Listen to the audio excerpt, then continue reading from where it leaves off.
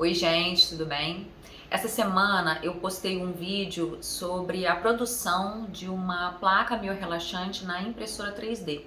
E eu comecei a receber muitas perguntas acerca do processo de fabricação dessa placa.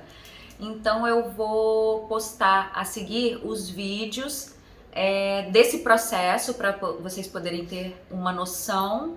E o primeiro vídeo é do projeto CAD da placa, que é uma das primeiras etapas para a confecção dessa placa na impressora 3D.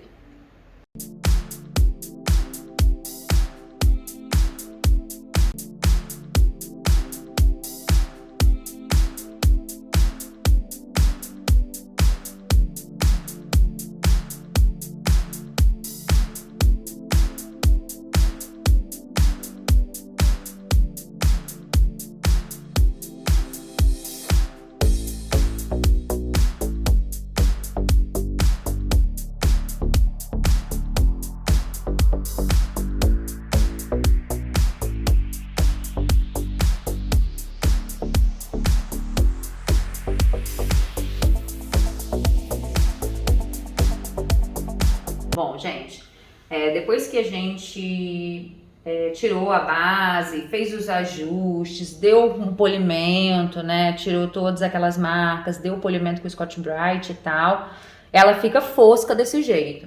Então agora a gente vai passar um glaze para ela ficar brilhante e lisa.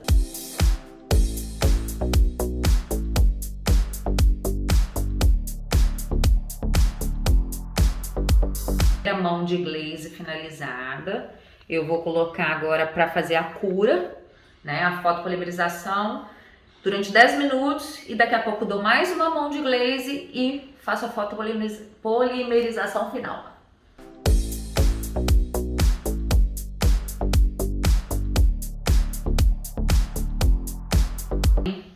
Vou passar a segunda mão de glaze agora. Gente, finalizei a segunda mão de glaze. Vamos agora fazer a cura, né, ou a fotopolimerização por mais 10 minutos. 10 minutos. E daqui a pouco, placa prontinha.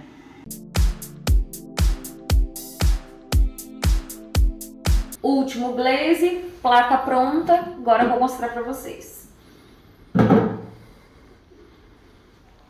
Maravilhosa, perfeita, brilho sensacional, super bem adaptada, pouco ajuste, excelente.